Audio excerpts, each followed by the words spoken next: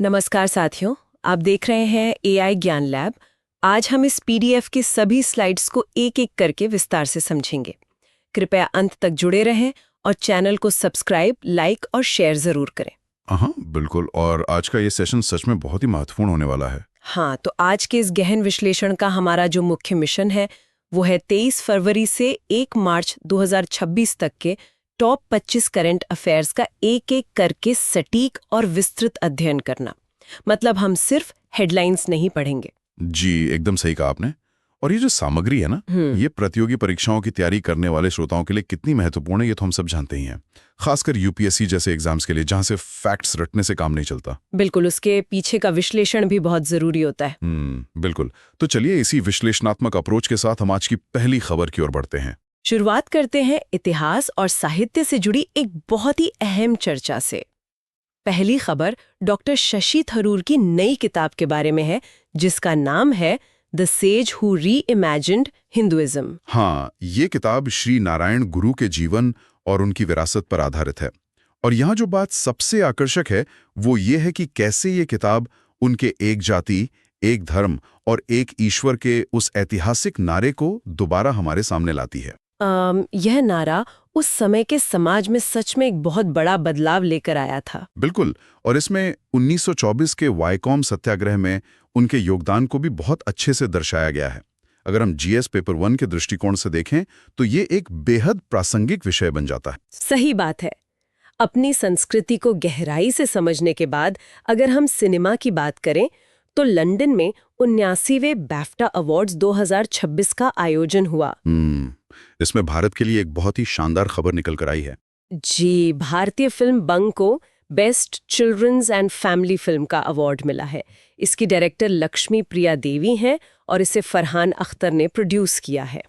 ये अवार्ड सच में भारतीय सिनेमा की उस बढ़ती हुई सॉफ्ट पावर पर जोर देता है जो अब ग्लोबल स्टेज पर अपनी जगह बना रही है। और इसके साथ ही कुछ अन्य बड़े विजेताओं का जिक्र भी इस स्लाइड में है। हाँ, बेस्ट फिल्म का award one battle after another को दिया गया है और बेस्ट एनिमेटेड फिल्म जूटोपिया 2 रही है। चलिए अब अपनी राष्ट्रीय पहचान से जुड़ी एक और बहुत ही प्रतीकात्मक खबर की तरफ बढ़ते हैं। ये खबर राष्ट्रपति भवन से जुड़ी हुई है। ठीक है, चलिए इसे विस्तार से समझते हैं। राष्ट्रपति भवन में ब्रिटिश आर्किटेक्ट एडविन लुटियंस की मूर्ति को हटा दिया गया है और उसकी जगह सी राजगोपालाचारी, जिन्हें हम राजा जी कहते हैं, उनकी मूर्ति स्थापित की गई है। ये आधुनिक भारतीय इतिहास के लिए एक बहुत बड़ा संकेत है। राजा जी स्वतंत्र भारत के पहले भारतीय गवर्नर जनरल थे। और ये भी एक दिलचस्प तथ्य है कि गांधी जी उन्हें अपना विवेक रक्षक कहते थे। बिल्कुल। ऐसे महान स्वतंत्रता सेनानी को ये सम्मान मिलना हमारी औपनिवेशिक मानसिकता से बाहर आने का एक स्पष्ट उदाहरण है। सही कहा। अब थोड़ा भारत से बाहर निकलकर वैश्विक हलचल पर नजर डालते हैं। नीदरलैंड को अपना नया प्रधानमंत्री मिला है। जी, रॉब जेटन मात्र 38 वर्ष की आयु में नीदरलैंड के सबसे कम उम्र के प्रधानमंत्री बन गए। 38 साल! सच में लीडरशिप में युवाओं की ये भागीदारी बहुत अहम है। बिल्कुल। नीदरलैंड जिसकी राजधानी एम्स्टर्डम है और जहां की मुद्रा यूरो है, वहां की राजनीति में ये एक बहुत बड़ा बदलाव माना जा रहा है। और बदलाव से मुझे याद आया, भारत के आंतरिक सुरक्षा में भी एक बहुत बड़ा और जरूरी अपग्रेड किया गया है। हाँ, हम बात कर रहे हैं प्रहार पॉलिसी की। जी, प्रहार एंटी टेरर पॉलिसी, ये गृह मंत्रालय द्वारा लॉन्च की गई है। और श्रोताओं को ये जानना चाहिए कि ये भारत की पहली आतंकवाद विरोधी नीति है जो इस तरह से आधुनिक खतरों को टैकल करने के लिए बनाई गई है। तो मतलब इसका मुख्य फोकस परंपरागत आतंकवाद से थोड़ा अलग है। एकदम अलग है। इसमें क्रॉस बॉर्डर टेररिज्म के साथ साथ डार्क वेब और क्रिप्टो वॉलेट पर जीरो टॉलरेंस रखने का लक्ष्य तय किया गया है। GS3 के इंटरनल सिक्योरिटी वाले हिस्से के लिए ये जानकारी बहुत ही महत्वपूर्ण है। बिल्कुल महत्वपूर्ण है। अब अगर हम नियुक्तियों की बात करें तो नीति आयोग के नेतृत्व में एक बड़ा बदलाव हुआ है। हाँ, 1994 बैच की IAS अधिकारी निधि छिब्बर को नीति आयोग का नया अंतरिम CEO नियुक्त किया गया है। उन्होंने BVR सुब्रमण्यम की जगह ली है। और श्रोताओं की जानकारी के लिए बता दें कि नीति आयोग की स्थापना जनवरी 2015 में हुई थी। जी, यह सहकारी संघवाद के ढांचे पर काम करता है। चलिए अब स्पोर्ट्स की तरफ चलते हैं। खेलो इंडिया विंटर गेम्स 2026 का आयोजन हुआ है। यहाँ पर बात सच में बहुत दिलचस्प हो जाती है। यह इस इवेंट का छठा संस्करण था जो लद्दाख और जम्मू कश्मीर में आयोजित किया गया। अगर हम स्लाइड में दिए गए मेडल पोडियम के चित्र का वर्णन करें तो हम देख सकते हैं कि इंडियन आर्मी 23 मेडल के साथ सबसे शीर्ष पर खड़ी है। और शायद ये लगातार तीसरा साल है जब उन्होंने टॉप पोजीशन हासिल की है। बिल्कुल सही। दूसरे स्थान पर हिमाचल प्रदेश है 14 मेडल के साथ, और हरियाणा 7 मेडल के साथ तीसरे स्थान पर है। इस बार की गेम्स में एक नया खेल भी जोड़ा गया है ना? जी, इस बार फिगर स्केटिंग को पहली बार विंटर गेम्स का हिस्सा बनाया गया है। खेलों के बाद विज्ञान के क्षेत्र की ओर रुख करते हैं। 28 फरवरी को राष्ट्रीय विज्ञान दिवस 2026 मनाया गया। इस बार की थीम बहुत ही प्रेरणादायक है। थीम है विमेन इन साइंस कैटलाइजिंग विकसित भारत। ये थीम विज्ञान में महिलाओं के योगदान को एक नई पहचान देती है। और ऐतिहासिक संदर्भ में देखें तो ये दिन सीवी रमन द्वारा 1928 में रमन इफेक्ट की खोज को सम्मानित करने के लिए मनाया जाता है। विज्ञान और तकनीक के इस दौर में साइबर सुरक्षा भी एक बड़ा मुद्दा है।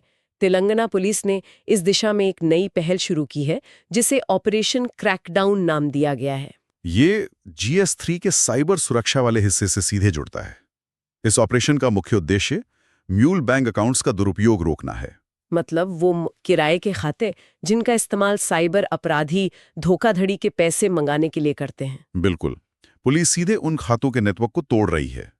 साइबर सुरक्षा से आगे बढ़कर अब कूटनीति के क्षेत्र की बात करते हैं। इजराइल में भारत के प्रधानमंत्री को एक बहुत बड़े सम्मान से नवाजा गया है। अगर हम इसे व्यापक दृष्टिकोण से जोड़कर देखें तो इजराइल की संसद, जिसे नेसेट कहा जाता है, उसके अध्यक्ष अमीर ओहाना ने पीएम मोदी को speaker of the Knesset medal प्रदान किया है। और पीएम मोदी ये सम्मान पाने वाले पहले भारतीय प्रधानमंत्री बन गए हैं।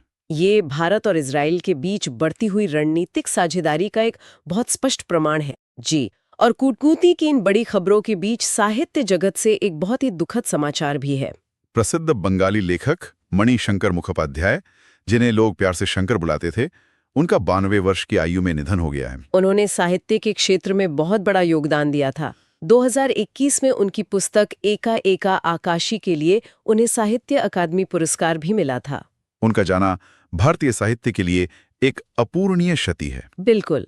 चलिए अब अपने देश के सीमावर्ती इलाकों की बात करते हैं। वाइब्रेंट विलेज प्रोग्राम का दूसरा चरण शुरू हो गया है। ये सीमा विकास के नजरिए से बहुत अहम है। तो इस सब का असल मतलब क्या है? अगर हम पुराने और नए फेज की तुलना करें तो क्या मुख्य बदलाव आए हैं? स्लाइड में दी गई तुलनात्मक तालिका इसे बहुत स्पष्ट कर देती है। अगर हम देखें तो फेज 1 जो 2023 में आया था, उसमें केवल चीन सीमा शामिल थी और उसका बजट करीब 4800 करोड़ रुपए था। लेकिन अब फेज 2 यानी 2026 में कवरेज काफी बढ़ा दी गई है। हाँ, अब इसमें सभी अंतर्राष्ट्रीय सीमाएं शामिल हो गई हैं, जैसे पाकिस्तान, नेपाल, बांग्लादेश, भूटान और म्यांमार की सीमाएं। इसमें 15 राज्य और 2 केंद्र शासित प्रदेशों को कवर किया जा रहा है और इसका नया बजट 6839 करोड़ रुपए रखा गया है। ये दिखाता है कि सीमावर्ती गांवों को विकसित करने पर सरकार का पूरा फोकस है। इसी तरह विकास की मुख्य धारा से जुड़े राष्ट्रीय अनुसूचित जनजाति आयोग की बात करते हैं। जी, NCST का 23वां स्थापना दिवस मनाया गया है। वर्तमान में इसके अध्यक्ष अंतर सिंह आर्य हैं। संवैधानिक दृष्टिकोण से श्रोताओं को याद रखना चाहिए कि अनुच्छेद 338A और 2003 के 89वें संविधान संशोधन के जरिए इसे स्थापित किया गया था। ये जनजातीय अधिकारों के संरक्षण के लिए एक बहुत महत्वपूर्ण निकाय है। अब वापस खेल जगत की ओर चलते हैं, लेकिन इस बार अंतर्राष्ट्रीय स्तर पर। शीतकालीन ओलंपिक 2026 इटली के मिलान और कोटिना शहर में संपन्न हुए हैं। मेडल टैली के आंकड़े काफी रोचक है। नॉर्वे 41 मेडल जीतकर प्रथम स्थान पर रहा, जिसमें 18 गोल्ड मेडल शामिल है।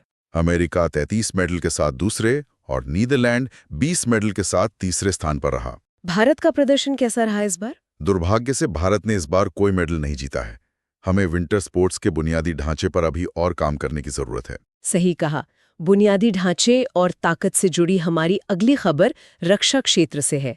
वज्र प्रहार युद्धाभ्यास का 16वां संस्करण आयोजित हुआ। यह भारत और अमेरिका की स्पेशल फोर्सेस के बीच होने वाला एक प्रमुख अभ्यास है। और इस बार यह हिमाचल प्रदेश के बकलोह में आयोजित किया गया है। 2 बड़ी सेनाओं के बीच इस तरह का तालमेल सामरिक दृष्टि से बहुत जरूरी है।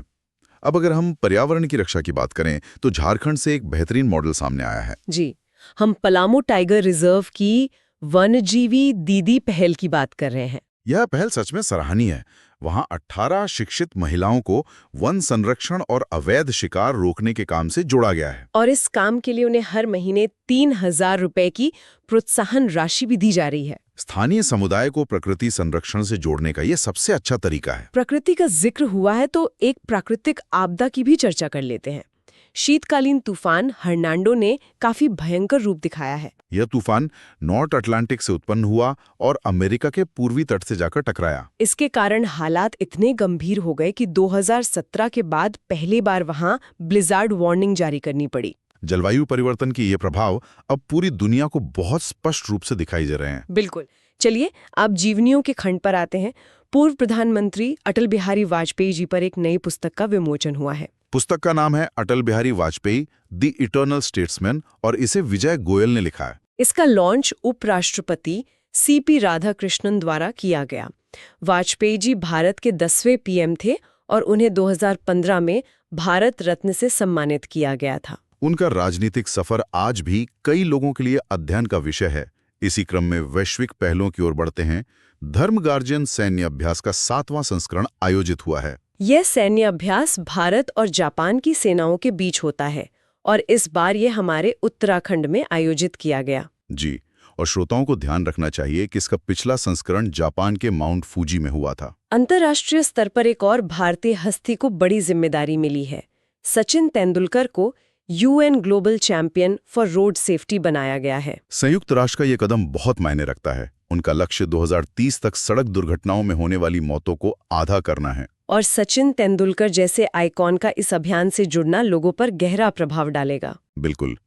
अब अगर हम अपनी संस्कृति की ओर वापस लौटें तो संस्कृति मंत्रालय ने एक बहुत ही सुंदर आयोजन किया है। हाँ, नागालैंड के दीमापुर से नॉर्थ ईस्ट स्प्रिंग फेस्टिवल 2026 के पहले संस्करण की शुरुआत हुई है। इस फेस्टिवल का मुख्य उद्देश्य पूर्वोत्तर भारत की लोक संस्कृति को पूरे देश में बढ़ावा देना है, जिससे हमारी राष्ट्रीय एकता और मजबूत हो सके। सांस्कृतिक एकता के साथ साथ पर्यावरणीय स्थिरता में भी भारत आगे बढ़ रहा है। महाराष्ट्र के भंडारा जिले की बेल ग्राम पंचायत भारत की पहली नेट जीरो पंचायत बन गई है। यह एक बहुत बड़ी उपलब्धि है। कार्बन एब्जॉर्ब करने और सस्टेनेबल कदम उठाने के लिए इस पंचायत को राष्ट्रीय पंचायत पुरस्कार भी मिल चुका है। ये गांव पूरे देश के लिए एक प्रेरणा है। इसी तरह स्वदेशी तकनीक में भी हम नई ऊंचाइयां छू रहे हैं। राष्ट्रपति द्रौपदी मुर्मू ने प्रचंड हेलीकॉप्टर में उड़ान भरी है। यह उड़ान जैसलमेर में हुई और लगभग 25 मिनट तक चली। प्रचंड एक बहुत ही खास हेलीकॉप्टर है। हाँ, HAL द्वारा निर्मित यह एकमात्र ऐसा लड़ाकू हेलीकॉप्टर है जो सियाचिन जैसी 5000 मीटर की ऊंचाई पर टेक ऑफ करने में सक्षम है। यह हमारी रक्षा तकनीक का एक बेहतरीन नमूना है। अब हम अपने अंतिम 2 विषयों पर आते हैं। जल संरक्षण को बढ़ावा देने के लिए जल महोत्सव मनाया जा रहा है। जी, जल शक्ति मंत्रालय का ये अभियान 8 से 22 मार्च 2026 तक चलेगा। इसका पूरा फोकस जल संरक्षण और जन भागीदारी पर है। और अंत में ई-गवर्नेंस से जुड़ी खबर, डिजी लॉकर के नियमों और ढांचे की समीक्षा के लिए एक उच्च स्तरीय समिति बनाई गई है। अजय साहनी की अध्यक्षता में बनी यह नई समिति मुख्य रूप से क्या काम करेगी? ये समिति डिजिटल दस्तावेजों को कानूनी मान्यता देने के लिए AI के उपयोग और नए कानूनों की बारीकी से समीक्षा करेगी। तो ये थे हमारे आज के 25 महत्वपूर्ण विषय। श्रोताओं को मैं याद दिला दूं कि ये 25 पॉइंट्स का मास्टर PDF नोट्स आपकी तैयारी के लिए बेहद जरूरी है और आप इसे हमारे टेलीग्राम लिंक से आसानी से प्राप्त कर सकते हैं। एक महत्वपूर्ण सवाल खड़ा करता है। अगर हम आज की इस पूरी चर्चा को एक साथ रखकर देखें तो एक तरफ हम प्रचंड हेलीकॉप्टर और AI आधारित डिजी लॉकर के साथ भविष्य की ओर उड़ रहे हैं, तो दूसरी तरफ वनजीवी दीदी और जल महोत्सव के जरिए अपनी जड़ों की ओर लौट रहे हैं। विकास का ये जो संतुलन है, क्या यही भारत की असली सुपर पावर है? श्रोताओं को इस विचार पर जरूर मनन करना चाहिए। ये था आज का पूरा विश्लेषण। अगर आपको ये ऑडियो उपयोगी लगा हो तो AI ज्ञान लैब को सब्सक्राइब करें, वीडियो को लाइक करें और अपने मित्रों के साथ शेयर करें। धन्यवाद।